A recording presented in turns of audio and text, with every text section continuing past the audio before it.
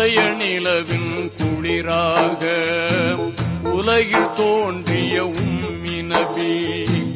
உதய நிலவின் குளிராக உலகில் தோன்றிய உம்மி நபி. நீதிமறையின் திருவுருவாய் நிதம் வாழ்ந்த தூதர் சொன்னார். இறுதி நாள் நெருங்கி வருகிறது, இறைவன் அழைப்பும் தருகிறது. கருணை இறைவன் சொல் கேட்டு கடமையை செய்ததில் குறையுள்ளதோ? ஒரு நாள் மதீனா நகர்தனிலே ஓங்கு மஸ்ஜிது நபவி